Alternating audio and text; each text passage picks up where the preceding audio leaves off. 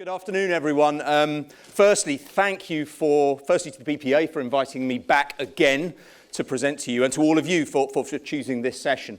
What I want to talk about over the next sort of 40 minutes is a follow-up to the lectures that I gave 5 or 6 years ago to look at what further developments have there been since Felix Baumgartner took his giant leap into the record books, which I talked about at 2 previous sessions. Secondly, I want to broaden that to talk about the relationship between skydiving and the skills that we develop and the human spaceflight program. And then lastly, I want to look at what possible opportunities there exist for normal skydivers like us to possibly experience what Felix Baumgartner and others have done in their leaps from the edge of space. Now, I'm going to try to make this not a sort of groundhog moment for those of you who've seen my lectures before. I've got some new material, etc.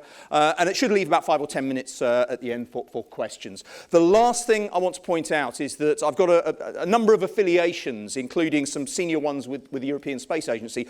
Any opinions that I express today, and there'll be a few, are most definitely my own. But I want to start by taking us back to the summer of 2012, because, you know, this was the summer of Red Bull Stratos. This is probably the most famous image from that program, but it wasn't from the final test jump. It was from a jump at just below 100,000 feet. But of course, on the 14th of October 2012, on the 65th anniversary of Chuck Yeager breaking the sound barrier with the X-1 rocket plane, Felix Baumgartner took this leap into the record books. Now, this was a record that had stood for more than 50 years, set by Joe Kittinger at the dawn of the space age in 1960. And at the time, in 2012, on the day this happened, there was a world record set for a streaming audience. But the first thing I want to look at is how accurate is this marketing spin that was put on to call this a leap from the edge of space. And I want to look at, where does space actually begin? Well, there are actually 2 international definitions of where the boundary of space is. There's one that's used by the whole of the world and NASA, by the FAI, the world's governing body for air sports and aeronautic achievements, and there's another one that's used by the United States Air Force. 100 kilometers, so 328,000 feet, and 80 kilometers, which is about 254,000 feet approximately. The difference between those 2 is pretty academic. But the point here is that the altitude that Felix Baumgartner jumped from, 39 kilometers, is way short of these boundaries. So how accurate is this description as being a mission to the edge of space?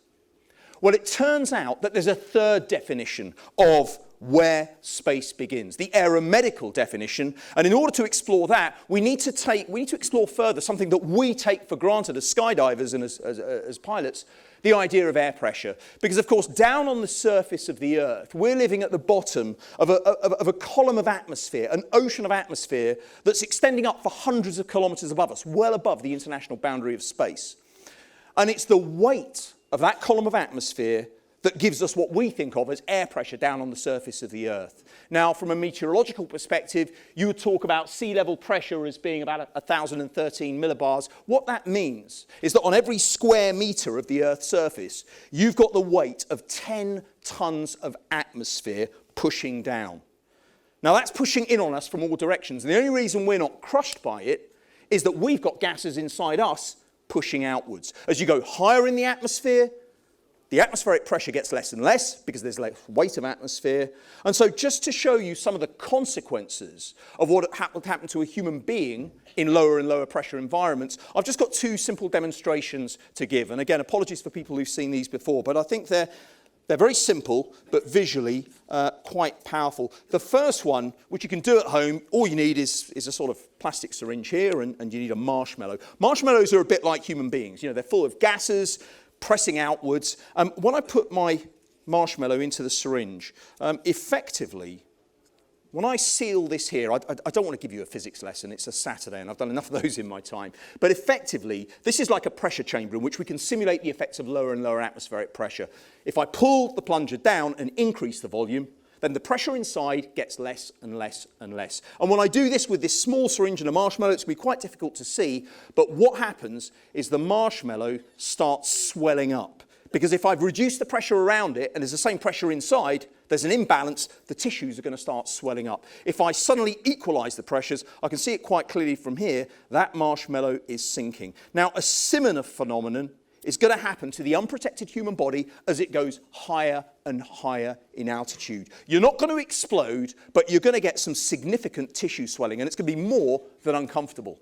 So that's one effect on human physiology, but there's a much more insidious effect that we need to think about, which is the effect of pressure on the boiling points of liquids. So for my second demonstration, which again you can do with a small syringe, but I thought it would be better with a much larger glass syringe, just so you can all can see. I've just got a normal glass syringe here. I'm going to repeat what I did before with a marshmallow, but I'm going to do it with liquid water. Now I've got some water here that I heated up previously. It's most definitely not boiling. It's probably at about 70 or 75 degrees centigrade. You can't see any bubbling, no cavitation, no big deal. When I put it in the syringe and I start changing the pressure above it, there's no way I can supply heat energy to this system. So the temperature is going to stay the same. In fact, the temperature is going to reduce slightly. But when I repeat it now, so I take my water in my syringe, I have a little bubble of air on top, so that looks pretty normal at the moment.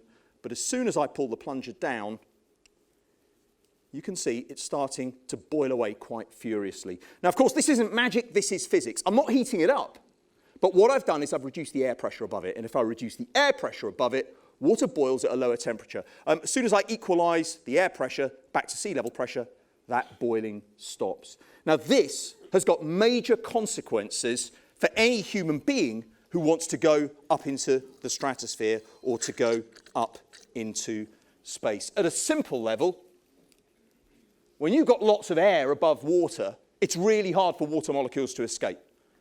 You take away the atmosphere above it, and all of those water molecules can escape. So the boiling point of water depends on the pressure of the atmosphere. Go to the summit of Mount Everest at about 8,850 meters. Water boils at 70 degrees centigrade. Go higher in the atmosphere, and that boiling point will drop even further. Now, when you reach an altitude of about 20 kilometers, the pressure is only 6% of what you get at the surface. And at that altitude, water boils at 37 degrees centigrade, which is, of course, human body temperature, and the major constituent of the human body is water in our blood. And so this is why we consider 20 kilometers as being the aeromedical boundary of space. Above that altitude, you need a full pressure suit to survive. Your blood's not actually going to boil in your veins, but any liquids that are exposed, they're going to catastrophically expand in volume. Your alveoli in your lungs will probably be shredded by the overexpansion of gases. So whether or not there's some urban myths about a body exploding and blood boiling, the end result is you're exposed to those sorts of low pressures. You're going to be unconscious within seconds. You're going to be dead within a minute. And that was one of the challenges of jumping from the stratosphere. It's one of the reasons why we need pressure suits. But there were other challenges that still weren't fully understood when it came down to trying to model Baumgartner's jump. Firstly, when you look at this graph, and I promise this is the last bit of physics and graphs that I'm going to show, not only is the pressure much less than it is at sea level, but the density of the atmosphere. And the density of the atmosphere is what we rely on when it comes down to trying to control ourselves. At this sort of altitude and higher, when you look at a graph like this, what this is basically telling us is that you only really get the control factors that we take for granted once you're really near terminal velocity. And I suppose base jumpers know this in the first few seconds of their jump. Now, for a jump from the stratosphere, you're not going to reach terminal velocity for 25 to 30 seconds. So for your first 20 seconds, you've got virtually no control whatsoever. You're in free fall, you're almost in a vacuum environment. Secondly, your terminal velocity is very close to, or possibly higher than, the speed of sound. And it turns out for an object producing sound waves, if you start moving faster and faster and catching up with the sound waves you're producing, you get this bizarre world of what we call shock-shock interactions. We still don't fully understand what happens in terms of trying to model it with numerical computation techniques and supercomputers. So in short, all of this meant that Baumgartner's jump really was a leap into the unknown. And all of these factors coalesced when we look at the footage of what actually happened to him, the footage that has emerged later, because we know we went into a spin. And the footage I'm going to show you now is 25 seconds into the jump. You're going to see some data there, but you're going to have voice from the controller on the ground, Joe Kittinger, and from Felix Baumgartner himself. And you'll see how all of these factors threw in and spun him completely out of control. 25 seconds. Speed 600 miles per hour, 650 miles per hour. So he's still accelerating. He's transonic, he's now supersonic comfortably. See, his pulse rate is up in the 160s. And as he fell lower, he starts decelerating, but he's being subject to these shock-shock interactions. And he goes into a supersonic, uncontrolled spin on his back. 1 minute free fall. And you can see his transmissions here. For a long time. Sounds like a He's decelerating because he's falling into denser air, but he's still out of control.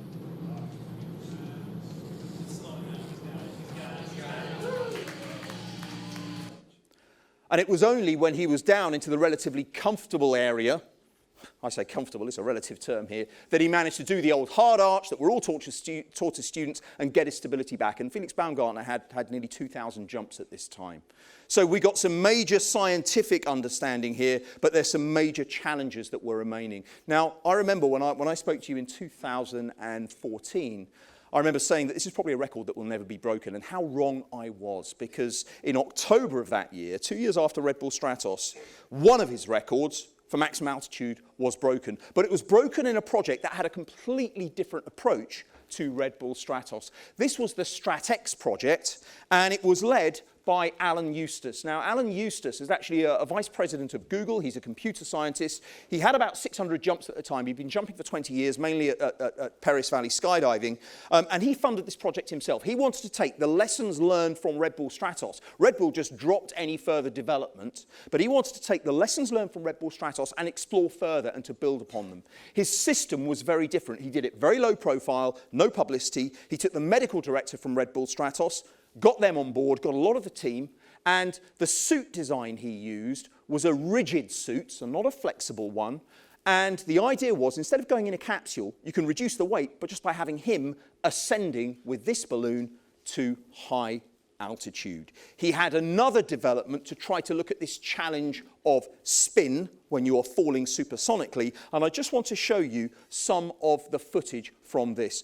The entire process, as I say, was very low-key. I didn't want to break any rules by sort of showing footage that I've paid for to a public audience. So all the footage I'm going to show you has been taken from what's online and what's available. This is the footage from 135,000 feet, just before Alan Eustace was released. Again, you can see the curvature of the Earth, you can see the blackness of space. And then when he was released, this is the view from the downward-looking camera. And you can see that as he's released, he's deploying a drogue. And I'll come on to what was special about that drogue a little bit later. This is the view as he was released when he went into a slow spin. And you can see that drogue being deployed here. That drogue was the critical new engineering that was being tested here. In the space industry, we use loads and loads of acronyms, and this drogue had the title SABRE. Now, I have to be honest, I was explaining about this to my wife, Dill, last night, and she just said that acronym, when you look at it in full, is just wrong on so many terms when you put it all together. So what is it about? Why was there a drogue, and what was so special? Well, what we knew from earlier jumps, from Joe Kittinger's jumps in 1959 when he went into a violent spin, is that having a drogue can help protect you from going into a violent, uncontrolled spin. The trouble is, if you deploy your drogue when you are falling almost at terminal velocity, chances are it's going to be absolutely shredded. But if you deploy your drogue early in your jump, there's a chance of getting entangled in it. This happened to Joe Kittinger on Excelsior 1, jumping from 76,000 feet. His drogue got entangled with him. He went completely out of control into a 200 RPM spin, and he was unconscious. He woke up when his AAD kicked in, and he was down at 16,000 feet. Still went up and did more jumps. So this is what was being tested by the system that Alan Eustace developed. And what you can see here from one of his TEDx talks is what the system is. It's beautifully simple when you look at it in retrospect, rather than having to think it up. It's a drogue that deployed, but it had a deployable structure that was very, very rigid for the first few meters. So the idea here is that you've got a drogue that deploys, but there's no chance of it actually entangling with the jumper in those first 20 seconds before you're reaching any semblance of aerodynamic stability. And it worked incredibly well, because when we look at the footage of Alan Eustace when he was falling supersonically at a speed just below what Felix Baumgartner got to, we can see that he's fishtailing slightly, but there is absolutely no spin. And to be honest, the fishtailing was probably because he had a very rigid torso suit, and the only control he had was legs and his arms. And, you know, I remember when I was doing my Cat 8 under Reg Green, fishtailing was my nemesis. I don't think I've got much better at flat flying, to be honest, since then. But you can see that it worked. It met its objectives. The last thing I want to talk about, though, is just a whole different approach of this. Alan Eustace is incredibly self-effacing, and a lot of people, though, they looked at the landings and they thought, crikey, what was going on here? So I just want to share some of the thoughts about the landing procedure that was used. He flew in another airplane, and he actually jumped out and landed right next to me. He was my wingman on the descent. This is my landing, but it's probably more properly called a crash. But I love this bit now. But it wasn't even close to my worst landing. Now, it's a little bit unfair, because with that rigid suit, which had a mass of 250 pounds, so, you know, 120 kilograms converted into newtons, blah, blah, blah, very high centre of mass. There's no way you could run it off. And they actually experimented with having sort of rollers on the front that could do a sliding landing. So you know, he got absolutely rinsed about these landings, including, you know, when I first saw it, I thought, why didn't he break his neck? In fact, his neck was completely protected. There was no way of avoiding that. But what I want to do now is to bridge this to the world that I'm now involved in professionally, which is human spaceflight through the European Space Agency.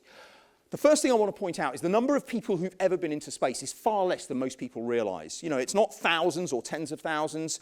As of today, going on this website link, because this presentation will be circulated freely to anybody, the number of people who've ever been into space is 560. That's a number that would comfortably fit into a Boeing 747, and 19 of those have died in the process. So being selected as an astronaut or a cosmonaut is still not only the pinnacle of people's careers, but it's one of the most elite fields to get into. So what does it actually take to become an astronaut? Well, about a year ago, the BBC did a series, and I just want to show you the outtake trailer for this, which tried to explore the issue. Congratulations to you. You are the final 12, but at the same time, you are now nothing. An elite group, including scientists, pilots, surgeons, and athletes, are about to go head-to-head to become the ultimate astronaut applicant. Again, this is as good as it gets. We keep raising the bar and see who can keep getting over it. Hopefully, I'll do okay. I don't think you ever feel completely safe. Good. Utterly good. Astronauts, do you have what it takes? On BBC Two.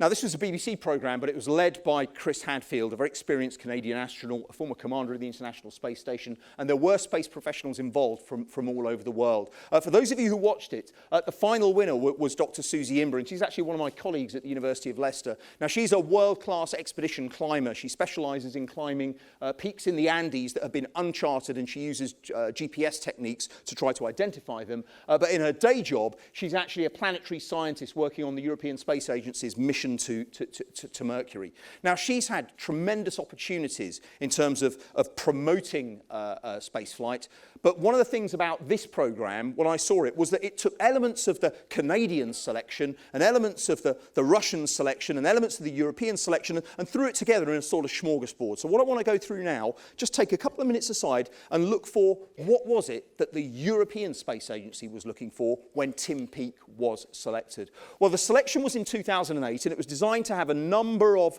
phases. If you wanted to apply, you applied online. You had to get a Class 3 medical, so just a basic aviation medical, and invest in that yourself, and then you had to fill in the online application. And the idea was you'd be tested in all of these areas. Now, at this time, Britain didn't get involved in human spaceflight. We're part of the European Space Agency, but it was open to British applicants. And 10% of those applicants, of those 8,400, were Brits. They were looking for an age range between 27 and 37 at the time. Of that 8,000, looking at the criteria they were looking for, one of the things that I now know in my work with ESA that they really focused on was what sports activities people did. And the ones they were looking for were the ones in which you have high risk, were the ones in which your emergency procedures you need to function under stress, maintaining your calm and maintaining your situational awareness. And there was a disproportionate focus on these 4 areas, which candidates had experience in either mountaineering, cave diving, diving, caving, or skydiving. And a lot of the candidates, a disproportionate number, were experienced skydivers. After this stage, there was a day-long series of mental tests that people did at the European Astronaut Centre in Germany. You sort of like pick the right dial, look at your colour schemes, and of course your maths and engineering ability, because you've got to be an engineer or have engineering skills if you're working on the space station. From that, they whittled down to 200, looking at psychological aspects. How are you going to function for 6 months cooped up in a tin can orbiting the Earth? From this, they had a week-long battery of medical tests. 45 people were chosen for those, and 23 were disqualified. And they were disqualified mainly for issues to do with the heart. If you weren't in space for 6 months, NASA probably would have picked them. So we got down to the final 22 candidates, and at this stage, there were still 5 Britons involved. There was still an Army candidate, a Navy candidate, an Air Force candidate, and 2 civilians. Then the final part included an interview with the Director General of the European Space Agency, and of the 6 who were selected, including Tim Peake over here, this was their first training exercise together, Thomas Pesquet and Alexander Gerst, both of whom have now flown in space, they had significant experience as skydivers. So people recognize the skills in the European Space Agency. What about NASA? NASA's had jumpers applying, but it's never been part of their training, and it's never been part of their official selection criteria. Probably the most famous example was Mary Ellen Webber. She was picked in 1992. At the time, she had 2,500 skydives. She was a US national champion. She flew 2 space shuttle missions, and she left NASA in the early 2000s. She is still skydiving. I found this picture from Paris from November 2018 on a jump to celebrate some partnership with China, and she's over here, and as I say, she's got over 5,000 jumps now. But if we really want to look at the human space program and skydiving and parachuting, then we need to turn to the Russians. I think it's important to remember what were the drivers for the space race, and it was this geopolitical battle between communism and capitalism after World War II to try to show your superiority to the rest of the world. And of course, the Russians not only beat the Americans to the mark in 1957 with the launch of the world's first satellite, in 1961, they beat them again when they launched Yuri Gagarin as the first human being not only to go into space, but to orbit the Earth. He completed 1 orbit, and he landed a worldwide celebrity. But behind this was a great big secret that the Soviets were hiding. He didn't land with his capsule. And as far as the FAI rules were concerned, then if you don't land with your spacecraft or your aircraft, the record doesn't count. The Soviets were obsessed with getting the record. Now, what would happen with this really primitive capsule, Vostok, is that the cosmonaut would ride into space. When it re-entered the atmosphere, they would eject out. And here you can see a painting by cosmonaut Alexei Leonov of the Vostok 1 capsule landing and Yuri Gagarin parachuting separately. They denied this happened for many years. This was one of their state secrets. And only reluctantly, after many years, did they admit this. Now, because of this, the Soviets, when they recruited their first cosmonauts, if they didn't have parachuting experience, they put them on a course of 120 jumps. But at the same time, the Soviets wanted to convince the rest of the world that communism was superior and there was equality. So they looked at that stage for female candidates. There were no successful pilots at that level that they could search from, so they looked to the Russian network of parachuting clubs, which had sprung up across the Soviet Union. And they picked 6 women. Valentina Tereshkova, the reason she was selected was because of her background in parachuting. She had 126 jumps at the time, became the first woman to go into space, and again became a worldwide celebrity. She wasn't the top candidate of the women, but she was the one that had the best sort of pedigree when it came down to what the Soviet Union wanted to put forward. She was from a peasant family, her family had no links to the old Russian elite, etc. Her backup was Irina Solovyova, who, when she was picked, had 2,200 jumps and was a Russian champion. She was selected for a number of other missions that were then cancelled, but the other example of a cosmonaut who had a significant skydiving record was Svetlana Savitskaya. She was the second woman in space, and she was the first woman to walk in space. She, when she was 17, started parachuting. She did 450 jumps by the time she was 18. And then when she was 18, through her links through her father's work in the military, she actually set a stratospheric skydiving record from 49,000 feet that I think still stands. So the Russians have always recognized the relevance of parachuting and skydiving skills for the sorts of characters and psychological profiles that they want, and they've kept going right up to the current day. Since 2011, AFF training has now been introduced for all Russian cosmonaut candidates. It is pass or fail, and it's a 60-jump course that is done in 3 phases. Phase 1 is teaching you your basic skills. Phase 2 is teaching you more advanced skills. By advanced skills, I mean starting to do relative work. But phase 3 is looking at your situational awareness and your ability to function under pressure. I've got this picture here because one of the candidates landing, you can see that they've got a little problem sheet strapped to their wrist. They start this work on jump number 40. And what I'm going to do now is I'm going to show you some footage which shows how this is used by the Russian Space Agency for psychological analysis of their candidates. So, you know, we've got the typical scene that we're all used to. I think it's in a turbolet in Kazan. I do wonder about some of the rigs that they're jumping here, but candidate goes out. Candidate is followed by 2 psychologist skydivers who are filming. Candidate has to do numerical problems which are recorded and then analysed. And then the psychologist will look at the film footage of how they were solving this, and they have to do a sequence of 10 of these sets of problems on 10 successive jumps. Half of their candidates wash out at this phase, and the 2017 class of candidates who was picked are right now undergoing this training. The Russians are saying this is giving them tremendous perspectives on the ability to function under pressure, which some of their people from military backgrounds generally have, but in many cases their civilian applicants may not have had a chance to prove their expertise in this way. But they say this is one of the most powerful tools that they actually have. Last time when I presented to you, I talked about Nish Bruce, and I know many of you knew Nish Bruce. He was a former Special Forces jumper, and in the early 1990s, he worked with Joe Kittinger on a stratospheric skydiving attempt. These are some pictures from the early days. I think this is him at Sibson, and of course from his military days. But I remember when I was doing my research, you know, I found a picture of Nish Bruce in 1994 at Zvezda, the spacesuit manufacturer of the Soviet Union, with Joe Kittinger. I was really intrigued about this suit design, so I started to do some research.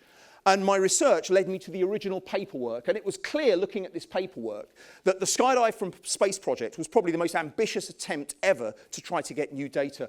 When I look at this, this is the paperwork that they signed for the agreement. I looked here at this list. This is the Russian all-stars of their spacesuit design and aerodynamic research program. And when you also look at the paperwork in detail, it's clear that the Russians regarded Nish Bruce as a stratospheric test pilot because they were going to get data that there was no way that they could actually simulate. The suit that you saw, this is what it looks like without its outer coating. And when I looked at the paperwork, this is what the full suit looks like. It was actually developed for the Russian space shuttle program as one of 2 different suit designs. And the idea was that you could bail out at Mach 3 at stratospheric altitudes. And because this was a military program, you know, you've got all your survival kit in your pockets, including your Makarov pistol and all sorts of radio transmitters and all sorts of other stuff. And this was also going to be used in the Tu-160 stratospheric bomber. Now, you know, I was looking at this and thinking, there's no way I can ever find one of these, and how is this working? These are some scenes from the ejections they did at very high altitude, showing that the heating was so much because of aerodynamic heating that it was melting the canopy, so they actually made it double layered. What the Russians did, whenever they've got a classified technology, they want to make money out of it, they've got a really simple solution. Put a different cover on it and give it a different name. So the backland suit here was given an orange cover called Striz HAV, and this was the suit that was developed for Nish Bruce's program. I never thought I'd ever be able to get hold of one, but it's funny what you find lurking in the depths of eBay.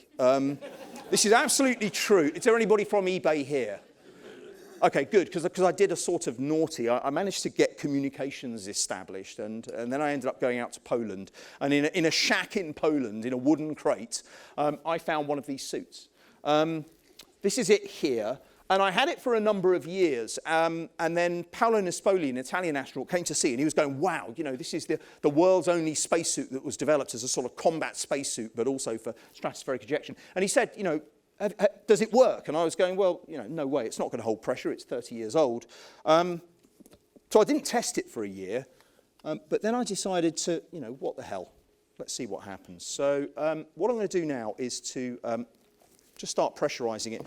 And you'll see not only how this suit changes in character, but you'll also see just what Nish Bruce and anybody else who wants to jump from the stratosphere is actually preparing for. So as the suit inflates, of course, its profile is starting to change. I'm going to hold it up in a minute.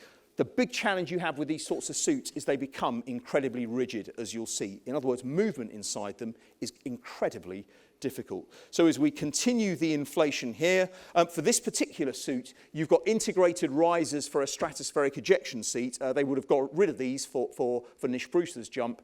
And you've got a number of leads. You've got oxygen from your bailout bottles if you eject in the stratosphere or if you jump from the stratosphere, but you've also got much bigger lines that I'm using to inflate this suit from now for when you are in your space shuttle or you are in your supersonic bomber and you're still attached to the aircraft. This particular suit would keep you alive for 20 hours. So now we've got it almost at full pressurization. You can see that when I sit it up, it's completely changed in profile, and you can see just how rigid it is. If Nish Bruce had managed to do that jump, not only would it have broken the record, but this is the suit design that he would have used. And so after this lecture, if anybody wants to have a closer look at this and to see the innards of it and how it works, I'll be delighted to show it to people. Just sit it back down and turn off my pump.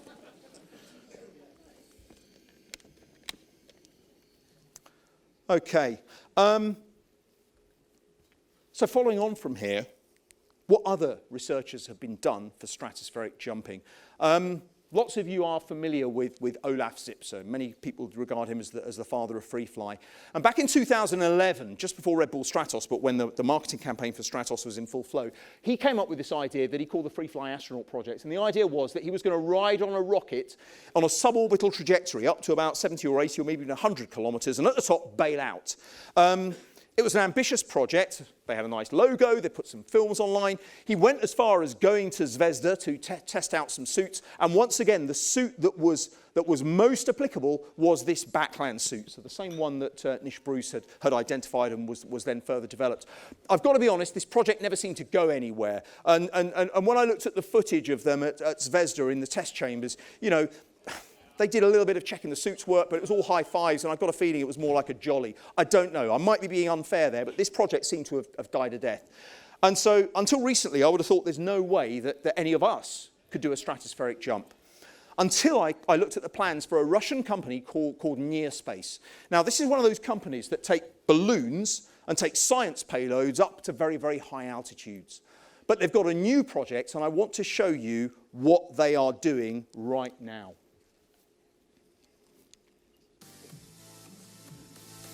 So they're taking stratospheric balloons, but they managed to get hold of a Sokol spacesuit, which is a sort of non-military version of this, and they instrumented it up, and they sent it up into the stratosphere. Again, when I first saw this, I thought, yeah, this is just a bunch of Russians who've got the money having a laugh, until I looked at the data and their instrumentation package, and it was clear here that they want to take this concept further. So you're going to see the view from various altitudes at 15, 20 kilometers. So here we're at about 66,000 feet. So we're above the Armstrong line. Without that suit, you're dead. And for this particular flight, they topped out at about 25, 26 kilometers. At this peak altitude for the balloons they had, eventually the balloons burst.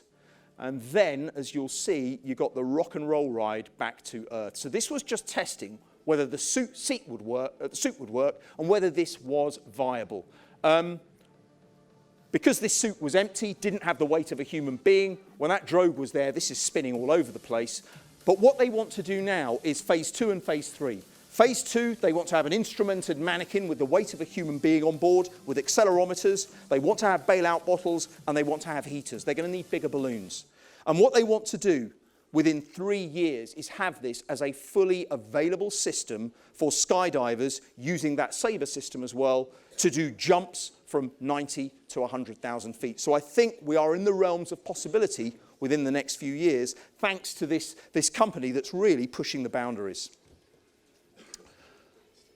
Looking at the time, I've just about reached my time limit, so I just want to finish with a final couple of thoughts and tributes, and it's really to the unsung heroes of skydiving, and maybe the more visible ones. You know, Sir Isaac Newton once said that if I've seen further than others, it's because I've stood on the shoulders of giants, and to my mind, these are some of the giants of stratospheric and human spaceflight research. Firstly, we've got an aerodynamic engineer called Art Thompson. He was the lead engineer on the Red Bull Stratos program. Without him, that program would have failed. He's a regular jumper at Skydive Paris. And all of the developments that have come out of Red Bull Stratos, again, were hinging on his genius in designing the system. On the right, we've got Dr. John Clark. He's the medical director for Red Bull Stratos. He was the medical director for Alan Eustace, but he was also NASA's lead flight surgeon on 6 space shuttle missions. John was a skydiver with about 1,000 jumps. He was a US Navy Special Forces medic. Then he was sponsored by the Navy to do his medical degree, and he's now one of the world's leading aerospace and high-altitude flight surgeons. He has really pushed forward our understanding of some of the challenges for human spaceflight, and I think it's even more poignant because if you remember the destruction of the Space Shuttle Columbia in 2003 on re-entry with 7 astronauts being killed, he led some of the medical analyses, and it was even more challenging for him because Laurel Clark here was his wife and they had an 8-year-old son, so he didn't give up everything. He's really dedicated his life to trying to understand human survival in extreme environments. But lastly, I want to talk about Joe Kittinger himself because, you know, when he made this jump in 1960, this kit was absolutely archaic. I've got a Russian version of that helmet that he was using. Again, you can have a look a little bit later. But what strikes me is that when you look at this footage from August the 16th, 1960, the footage doesn't do it justice. You know, those of you who've jumped with me probably get fed up with me in a plane talking about, look at the visuals, look at the visuals. But as humans, we are visually driven. And when we look at this sort of footage, it's grainy, it's 8mm or 16mm. It doesn't give us any sort of reference points, really, for what Joe Kittinger achieved in 1960. This was his jump as was captured by the cameras, and it's a similar altitude to that Red Bull Stratos jump from 97,000 feet.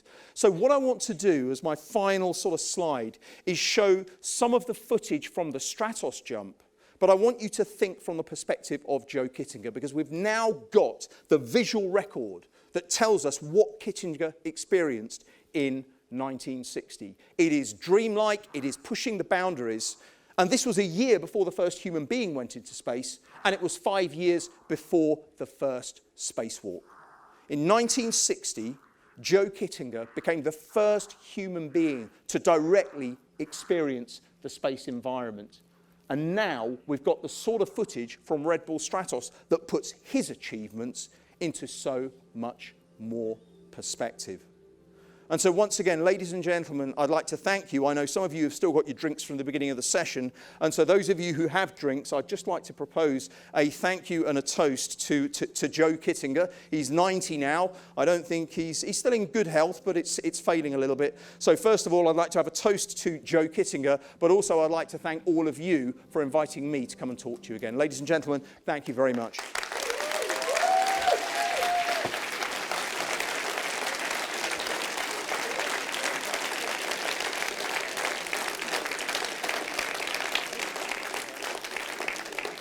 Now, I think we've got time for some questions, and we have got a roving mic. So what I'd ask is that if we pick for questions, if you can just pause a minute for our colleague to sort of race up to you with the mic. So any questions, stick your hands right up, please. We've got bright lights here, and I can't see very, very clearly. I've got a lady over there, and I've got a man over there to try to minimise your running around. The lady over there, please. Hi. As a neuropsychologist, I was really interested in the Russian program and the use of psychologists jumping with the trainee astronauts. My question is, how do I get that job in this country? Well, firstly, no, we need that input at the moment. And, you know, we've been involved now in Britain with what we call the the human microgravity and spaceflight program. See me at the end. I can put you in contact with people. We need to have more of this sort of expertise coming in. But the Russians have always had a much bigger focus on the psychological aspects of spaceflight. And it's probably because, you know, the Americans won the race to the moon with multiple landing missions, but they were short duration. The Russians, having lost that race, became the masters of long duration spaceflight. 3 months, 6 months, a year. You know, the longest ever single spaceflight, 438 days, wasn't done on the International Space Station. It was done on Mir, more than 25 years ago. And the Russians have had the full gamut of things occurring. You know, they've had psychological breakdowns, they've had crew members not speaking to each other for months, they've had fights on orbit. They know the importance of psychology. Quite interesting as well, the Russians recognized the importance of having a social lubricant for medicinal purposes. So on the Mir space station, there was actually a supply of booze, which got broken out whenever there was an emergency and they got through it. Sorry, I'm digressing a little bit there. I hope I've answered your question. Happy to give you details and to put you in touch with people. There was a question over here from somebody as well. Sorry, I keep clock watching. I want to make sure I don't bust up into anybody else's schedule. I know Andy's following me afterwards. Yes, sir. Thanks for the presentation. I wanted to ask, what pressure is the suit actually going to keep a human being at? Yeah, this particular one, it's what we call a get-me-down suit. It gets you down alive. Pressurized, 2 pressure settings, 0.29 atmospheres and 0.45 atmospheres. Nitrogen-oxygen mix. The reason why it's got 2 pressure settings is that, you know, it really bulks up here. And if you need to do some movement, you might want to depressurize it for a short period of time, but you don't want to do that for too long because you start to get nitrogen gas coming out of solution, blah, blah, blah. The Benz equivalent. So this particular one is pressurized to 0.45 atmospheres. But as you see, this was designed for stratospheric ejection at Mach. The tests were done up to Mach 4. This particular one has got that double visor redesigned so that the aerodynamic heating wouldn't result in this melting when you hit that hypersonic or supersonic airflow. Okay. Any other questions? I've got one down here. I'm sorry if I'm missing any over here. It's just these lights, so really wave your arms around. Thanks very much. Just very briefly, is there a source of further reading for any of the videos or the data that you showed? Yeah, I mean, I'll put it out there. There's a guy called Craig Ryan who's done some brilliant research online. Man ballooning from the edge of space and the pre-astronauts and the Nick Piantanida story. You might remember from a few years ago, I told the story of the pet dealer who came really close to breaking Kittinger's record in the 1960s. John Clark has put a lot of material online and his lectures are absolutely fantastic. But again, I'll give you my contact details. I've got a trove of stuff. I work quite closely with John Clark and I'll give you gigabytes of stuff and happily read through it. I'll do that for anybody, no problem. Thank you very much. Any questions on this side? Oh, there's a question down here from... Okay, I've got one here and I've got one here. Hi, thank you. I've seen the impact from skydivers going back up in this sort of race, but is there any technology or anything that's coming back down to us on the sort of lower end of the spectrum? So coming back down to from the space sector generally or from the Stratos project? So Stratos point of view coming back down, is there any technologies or anything that's likely to impact us? You know, I don't think it'll impact us as skydivers, but what I do think is this SABRE, you know, that acronym that my wife has such big issues with about stiffness and rods and so on. That SABRE technology, if we are to have high-altitude bailout for future space tourism flights like what Richard Branson is proposing, that's going to be absolutely key.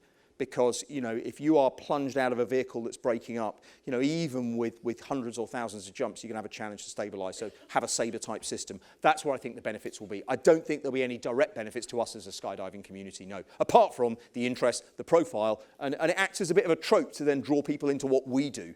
Because we all know that the buzz, the visuals you get from jumping from 15,000 feet, you know, words and images don't do them justice. And I think maybe it'll get more people into our sport. I had a question here as well, and I'm probably going to have to call it a day there. There have been several plans to do the unpressurized high jumps attempts. One of them is by Dr. Angela Grubishitz in the UK. What do you think would be physiologically the top altitude possible for the unpressurized jump? For an unpressurized jump? This is going to depend upon the moment you get above sort of 25, 30,000 feet because of the differentials physiologically, you need pressure breathing, so you need to have a pressure mask system. What we know is that during the Virgin Galactic Spaceship 2 testing, they had a catastrophic breakup of the vehicle. One pilot was killed, Mike Orsbury. Pete Siebold survived. Now, vehicle breakup was at 48,000 feet. He didn't have a pressure suit. He had a pressure breathing mask. He survived, but he had permanent injuries. So I think that, again, I've got the report which I can talk to you about, but I wouldn't want to circulate it. Some of it's sort of a bit restricted, but I got access to it. I think if you're looking for an unpressurized jump with a pressure breathing system, you're looking at going up to sort of 42,000 feet. Again, Olaf Zipser and a few others had done jumps, I think, from 38,000 feet with oxygen bottles in the plane, you know, a little bit like the ones that people do out at Eloy that some of us have done, but significantly higher, and so there's a significantly increased risk of hypoxia during that phase of falling. So I would say about 40,000 feet or so. I'm probably going to have to call it questions there because I know we've got another presentation afterwards. Thank you very much again, everyone. I'm going to be around all day. Thank you. Thank you very much.